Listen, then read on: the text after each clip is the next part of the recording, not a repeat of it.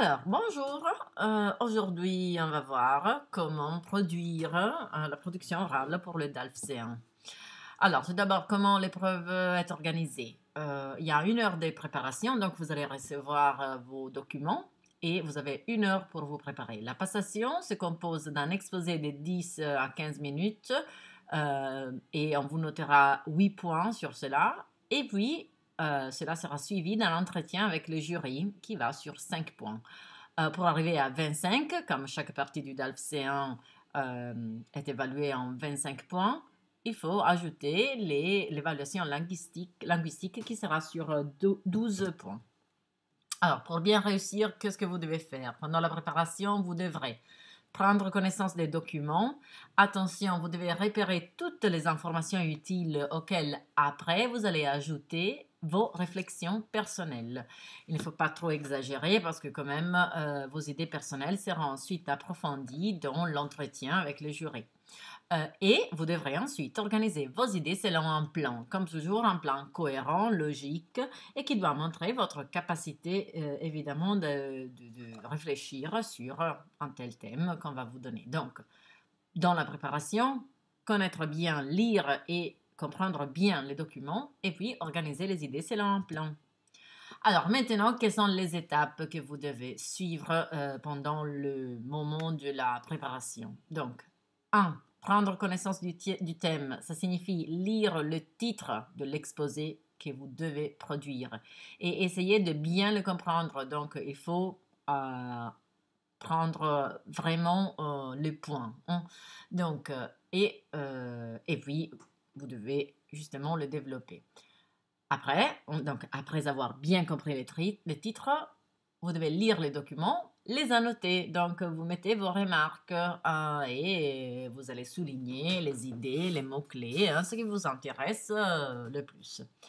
Après, vous allez noter vos idées personnelles à côté des documents. Donc, les documents sont utiles pour dégager des pistes de réflexion. Donc, ce seront ensuite vos idées personnelles qui vont s'ajouter aux idées des documents. Au 4e point, vous devez sélectionner, la 4e étape, c'est de sélectionner les idées personnelles qui sont pertinentes au thème et les éléments que vous avez retrouvés finalement dans les documents et qui vous intéressent. À ce moment-là, vous allez bâtir un plan logique, clair et cohérent. Et après, on va voir quelles sont les possibilités de plans que vous avez. Puis, vous allez élaborer votre développement. Ça, vous savez bien le faire. C'est comme un peu pour ce qui concerne l'argumentation. Donc, une idée essentielle, ensuite des idées secondaires pour argumenter, des exemples. Mais vous devez aussi préparer des transitions un peu mieux par rapport à ce que vous faites en général à l'écrit. Parce que quand on parle à l'oral, il faut se faire suivre par le jury, hein, le public. Et finalement, après tout cela, vous allez faire quoi? Vous allez rédiger les lignes de l'introduction, les grandes lignes de l'introduction, c'est-à-dire comment je vais introduire, et après, comment je vais terminer. Donc, l'étape 8, c'est de rédiger les grandes lignes de la conclusion. Faites bien attention, l'introduction et la conclusion se font à la fin, hein. Donc, et même, il vaudrait mieux faire la conclusion et après, comme dernière, l'introduction. Ce qui peut être utile, c'est d'écrire la première phrase. Moi, je l'avais déjà dit en classe, donc le fait d'écrire la première phrase donne un peu de sûreté en plus. C'est clair que vous ne pouvez pas écrire toute l'introduction, même parce que vous n'allez pas la lire, vous ne pouvez pas la lire, tandis que la première phrase, oui, hein, ça donne un peu de sûreté. Mais attention alors, à la fin de l'étape 4, donc on en était ici, vous avez sélectionné les idées personnelles et les éléments du texte, des textes qui vous intéressent. À la fin de l'étape 4, donc vous êtes à quel moment? Vous avez bien compris le thème de l'exposé, hein, ça, bien clair. Ensuite, vous avez déjà décidé et vous avez déjà un peu commencé à organiser vos idées personnelles, c'est-à-dire vous savez exactement de quoi parler, hein, pour ce qui concerne vos idées personnelles, mais pas seulement. Vous avez déjà sélectionné ce que vous allez utiliser des documents que vous venez de lire. Et vous avez plus ou moins dégagé les grands axes de votre présentation. Donc, vous avez un peu l'idée. ça, c'est pas suffisant. Vous n'êtes pas à la fin, vous êtes seulement au début, hein. Vous avez 1 heure. Ça, vous allez le faire dans 20 minutes, hein. C'est le moment de bâtir un plan. Donc, attention, on va revoir un peu ensemble quels sont les types de plans. Pour l'argumentation écrite, en réalité, on avait parlé seulement de quelques types de plans. Pour l'oral, on va vous montrer quelques plans en plus. Donc, les plans dialectiques, thèse, antithèse et synthèse finale. C'est-à-dire que vous devez confronter les thèses, hein, avant, donc une thèse et son contraire, avant d'exprimer votre avis personnel. Si vous avez fait en philosophie quelques philosophes de l'époque romantique, vous savez bien ce qu'on veut dire avec thèse, antithèse et synthèse. Donc ça, c'est un plan absolument que vous pouvez absolument faire et suivre. Un plan thématique, c'est-à-dire présenter un problème, donc les problèmes évidemment qu'on vous pose, le thème qu'on vous pose comme sujet, sous différents aspects, pour arriver ensuite à exprimer votre position. Donc par exemple, on peut examiner un problème du point de vue économique, environnemental, philosophique, éthique, politique, historique, je ne sais pas, ou bien le même problème, vous le présentez du point de vue de différents acteurs. Hein? Donc, pas les auteurs des textes, attention, les acteurs de la société. Hein? Les enseignants pensent, par exemple, si c'est un thème, un sujet sur l'éducation, les enseignants pensent que, les parents pensent que, les élèves pensent que, et les proviseurs pensent que. D'accord? Voilà. Plan analytique. De celui-ci, on en avait déjà parlé. Hein? C'est un peu le plan qu'on peut utiliser facilement aussi à l'écrit. Il repose sur un raisonnement logique. Quelles sont les causes? Quelles sont les conséquences? Quelles sont les solutions? Un plan comparatif, là aussi, hein, ce sont les 2 plans qu'on vous a conseillés pour l'écrit. On va évaluer les pour et les contre, et puis on va faire une synthèse personnelle. Et on peut proposer éventuellement un élargissement dans votre conclusion finale, c'est-à-dire je suis généralement pour cela parce que je viens de dire que les raisons pour sont ça, ça et ça.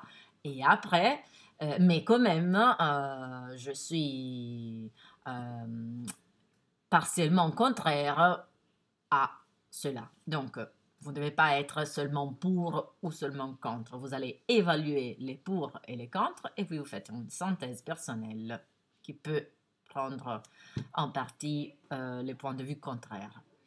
Et un plan chronologique, ça en général c'est un peu déconseillé à l'oral parce que c'est un plan assez descriptif et vous allez perdre l'attention du public. Mais cela peut être utilisé si le thème est historique ou bien si le sujet peut être discuté du point de vue historique. Hein. Mais en général, laissez-le comme dernière solution. Vous avez 4 types de plans assez faciles, importants, très utilisés, hein, tandis que les plans chronologiques, seulement si vous êtes convaincu de vouloir le faire. Alors, on avait parlé dans les étapes hein, donc pour bâtir un plan, là, on l'a dit, on avait parlé de l'idée d'élaborer les développements, d'accord, mais c'est quoi les transitions hein, c'est un peu ça les problèmes. Alors, le développement, vous savez désormais comment argumenter. Maximum 3 parties, bien argumentées et bien défendues avec des exemples. Hein, vous devez prendre position ici. C'est vraiment la partie la plus personnelle du DALF. Vous devez prendre position, vous devez argumenter, justifier, défendre vos idées. Donc, maximum 3 parties et en dehors de cela, il y aura une introduction et une conclusion. C'est quoi les transitions? Ça signifie comment passer d'une partie à l'autre. Ce qu'à l'écrit vous faites en utilisant des connecteurs, à l'oral doit être un peu plus fort. C'est-à-dire qu'à l'écrit, les correcteurs à l'écrit devant lui, donc il peut revenir en arrière ou bien regarder le paragraphe suivant et puis revenir en arrière. Tandis qu'à l'oral, c'est vous qui devez maintenir l'attention du juré. Donc, avant de passer au deuxième paragraphe, à la deuxième partie, hein, vous choisissez si résumer très brièvement avec quelques mots le dernier point que vous avez abordé, ou bien si commencer, avant de terminer la partie précédente, à annoncer le point suivant, donc du paragraphe suivant. D'accord? Oh, on arrive aux questions finales. Alors, vous allez sûrement me demander, est-ce que je dois citer les documents? Alors, attention, ici, vous pouvez citer les documents, mais pas en faisant référence aux documents 1, 2, 3, mais vous pouvez exploiter cette manière élégante de attribuer l'information ou l'idée de laquelle vous parlez à l'auteur. Donc, par exemple, l'auteur de l'article, blabla, ou bien si vous avez les noms, hein, peut-être c'est un extrait d'un texte, d'un essai, hein, vous pouvez dire selon le nom de l'auteur, ou bien dans son article, dans son livre, dans son essai, le nom de l'auteur, donc X affirme que. Attention.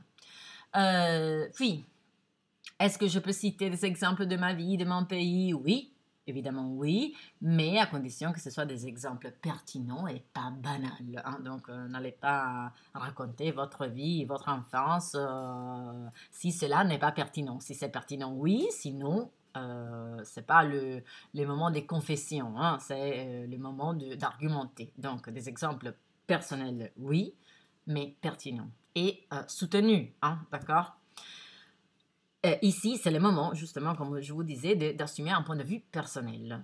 Donc, la production orale est la partie la plus personnelle du DALF. Hein. Dans l'argumentation écrite, c'est vrai que vous assumez, là encore, votre point de vue, mais vous ne dites pas je parce que on ne l'apprécie pas trop.